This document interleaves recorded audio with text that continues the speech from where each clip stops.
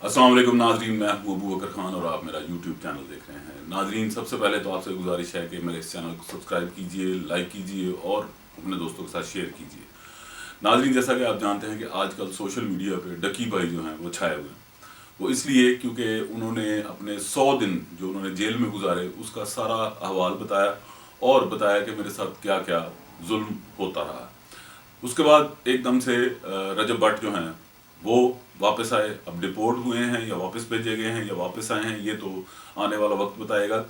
लेकिन मेरा आपसे सवाल है कि क्या रजब भट्ट के साथ भी वही सलूक होगा जो डकी भाई के साथ हुआ है या कि उनका मामला डिफरेंट है। मैं ये बात लाजमी करूंगा कि डकी भाई का जो मैंने व्लॉग देखा है जो कि 52-53 मिनट का था, उसमें उस बंदे ने जो भी बात की है वो सच लगता है। यानी कि उसके जो भी कहते हैं ना बॉडी लैंग्वेज थी, या लग नहीं रहा था कि वो एक्टिंग कर रहा है। हालांकि वो एक्टर नहीं है लेकिन फिर भी लग नहीं रहा था कि वो एक्टिंग कर रहा है। तो मैं ये समझता हूँ कि डकी ने जो जो बात की है वो हो सकता है बहुत हद तक सही हो। लेकिन आप क्या कहते हैं, आप मुझे लाजमी बताइएगा कि क्या उसमें डकी भाई जो है वो सच बोल रहा है, गलत बयानी से काम ले रहा है, या फिर कुछ सच है कुछ झूठ है, ये आप मुझे लाजमी बताइएगा। तो अब मैं आता हूँ अपने वीडियो के टॉपिक की तरफ। जैसा कि आपने थंबनेल पे लिखा हुआ देखा है कि मैंने लिखा हुआ है कि होशियारियां में बड़ी तब्दीलियां, और दूसरा मैंने लिखा है कि इरजा खान ने शो क्यों छोड़ा। तो नाजरीन, जैसा कि आप जानते हैं कि होशियारियां शो पिछले 3 साल से बेहतरीन कारकर्दगी दिखा रहा है। तो उनकी टीम में एक नया इजाफा हुआ है जो है हसन मुराद। हसन मुराद बड़े पुराने आर्टिस्ट, बड़े पुराने फिल्मी अदाकार, क्योंकि उन्होंने फिल्में भी बतौर हीरो भी की हुई हैं और बड़े मंजे हुए कॉमेडियन हैं। बड़ी अच्छी उनकी डायलॉग डिलीवरी है। उसके बाद यह है कि वो उर्दू पंजाबी दोनों में बड़े अच्छे करैक्टर करते हैं। ये कि सरदार साहब के बाद, नसीम विकी के बाद ये वाहद बंदे हैं, यानी ये तीसरे बंदे हैं कि जिन्होंने कहते हैं ना कि बड़ा टाइम थिएटर, फिल्म और टीवी पे गुजारा। तो हसन मुराद जो हैं वो इस टीम का हिस्सा बने हैं। मैंने जब देखा उनको तो मुझे बड़ी खुशी हुई, क्योंकि हसन भाई के साथ एक मेरा बड़ा अच्छा ताल्लुक भी है। और मुझे याद है कि आज से 2 साल पहले जब उनका चैनल हैक हुआ था तो उन्होंने सबसे पहले मुझे बताया था कि यार अबू बकर, मेरे साथ ये हो गया है कि मेरा चैनल जो है वो हैक हो गया। तो तब मैंने एक वीडियो बनाई थी। बड़े अच्छे करैक्टर रोल अदा करते हैं और लाहौरी का करैक्टर तो वो बहुत ही अच्छा करते हैं। यानी सबसे अच्छा अमानुल्लाह साहब करते थे लाहौरी एक्सेंट में, उसके बाद सरदार साहब बहुत अच्छा करते थे, और अब हसन मुराद बहुत अच्छा करते हैं।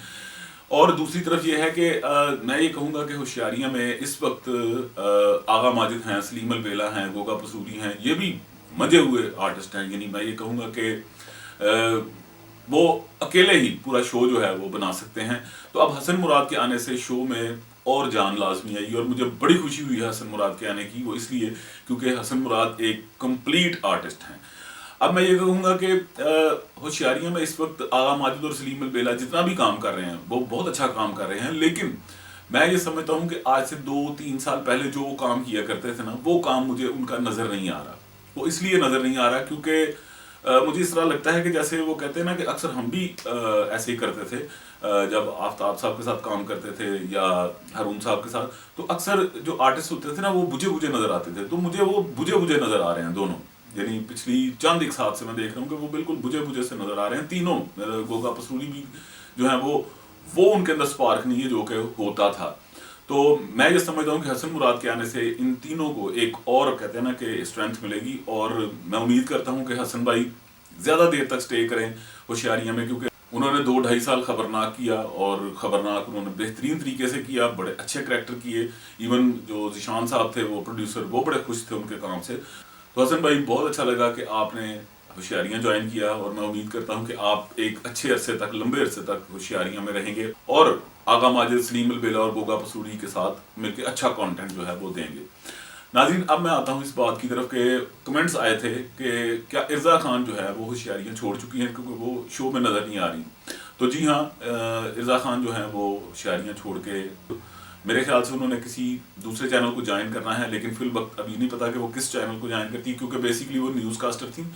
और मैं ये समझता हूँ कि एक न्यूज़ कास्टर होने के बावजूद उन्होंने इस शो को, जो कि कॉमेडी शो था और स्पॉन्टेनियस कोई भी बात आती थी, तो उन्होंने बड़े अच्छे तरीके से उसे को होस्ट किया और मेरे ख्याल से 2-3 साल काम किया। क्योंकि मुझे याद है कि जब मैंने होशियारियाँ ज्वाइन किया था 2021 में, तो 3 या 4 दिन बाद इरजा खान ने ज्वाइन किया था, फिर मैं वहाँ से छोड़ के चला गया।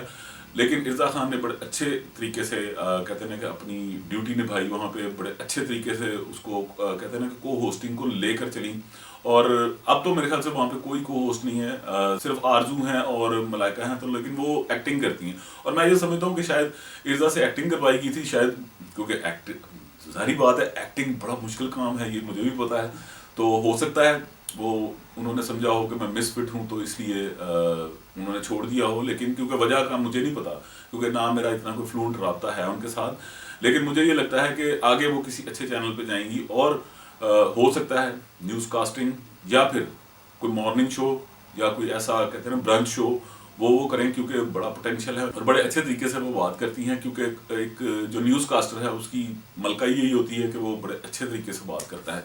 तो बेस्ट ऑफ लक इर्जा खान, आप जहाँ भी जाएं आप कामयाब हों। और अब मैं एक बात करूंगा कि मैंने अपना दूसरा चैनल बनाया है जिसमें मैंने कुछ खाने पकाने की वीडियोस जो हैं वो अपलोड की हैं, तो आप वहाँ पे भी जाइए। मैंने पिछली वीडियोस में भी कहा था कि आप वहाँ पे जाइए और जाके कंटेंट देखिए और उसे सब्सक्राइब कीजिए लाजमी। मैं फिर से उसका लिंक जो है वो दे दूंगा। मेरे भाई का वो चैनल है उस्मान खान ऑफिशियल, ठीक है, उसमें मैं और मेरे भाई एक साथ ही हैं। तो आने वाले दिनों में आपको और भी कंटेंट देखने को मिलेगा, तो आप जाइए वहाँ से जाकर सब्सक्राइब कीजिए और अपना कमेंट लाजमी छोड़िए। फिर उसके अलावा ये है कि मैंने 3-4 पिछली वीडियो, यानी इस वीडियो से पिछली जो थी ना, मैंने सोशल मीडिया पे जो गपशप होती है या कोई बात ऐसी होती है तो उसको मैंने कहते हैं ना कि एक ब्लॉग की शक्ल इसी चैनल पर दी, लेकिन उस पर कोई खातिर खा रिस्पॉन्स मुझे नहीं आया। तो मेरे बहुत सारे जो देखने वाले हैं वो कहते हैं कि जी अबू बकर साहब आप टैलेंटेड आदमी हो, आप कोई और कंटेंट बनाओ। मैं ज़रूर बनाना चाहता हूँ, लेकिन चलता ही यही है। अब मैं क्या करूँ? अब मुझे बताइए कि मैंने पिछले चैनल पे भी यही बात करता था, यहाँ पे भी, लेकिन फिर भी मैं कोशिश करूँगा कि कोई ऐसी कहते हैं ना कोई स्टोरी, कोई ऐसा रिसर्च बेस्ड जिसमें इंटरेस्टिंग चीज़ें भी हों। ये ना हो कि सिर्फ ड्राई, क्योंकि रिसर्च बेसिकली ड्राई है। तो अगर मेरे साथ कोई मेरा दोस्त, कोई साथी मेरा साथ देगा तो मैं इस चैनल पे रिसर्च बेस करूंगा और उसमें थोड़ा सा कहते हैं ना कि थोड़ा सा लाइट वेट पे होगा, यानी रिसर्च बेसिकली बड़ी हार्ड होती है। तो इसलिए मैं आने वाले दिनों में कोई ना कोई अच्छा कंटेंट यहाँ पे भी आपको ज़रूर दूंगा। लेकिन जाने से पहले मैं फिर आपसे कह दूं कि मेरे इस चैनल को सब्सक्राइब कीजिए, लाइक कीजिए और अपने दोस्तों के साथ शेयर कीजिए। और आजकल सर्दियाँ हैं, सर्दियों में अपना बड़ा ध्यान रखिए। फॉग, स्मॉग, ये तो काफ़ी हद तक जो है वो कंट्रोल कर ली है गवर्नमेंट ने। बड़ी अच्छी बात है कि उन्होंने इस दफ़ा, यानी पिछले मैं कहते हैं 9 साल से देख रहा था कि स्मॉग नवंबर दिसंबर में बहुत होती है, लेकिन इस दफ़ा नहीं हुई। इसकी बड़ी वजह यह है कि एमिशन वाली गाड़ियाँ जो हैं वो उनको भी कहते हैं आड़े हाथों लिया गया। फिर उसके बाद चिंची रिक्शा, ये वो जितना भी था, तो ये बड़ा अच्छा इकदाम था हुकूमत का। और बड़ी अच्छी बात है कि हम इस दफ़ा स्मॉग से कहते हैं नबरदजवान ही हुए और ना। तो वीडियो लंबी हो रही है, अपना बड़ा ख्याल रखिएगा। आपसे मुलाकात होगी इंशाल्लाह अगली वीडियो में। अल्लाह हाफिज़।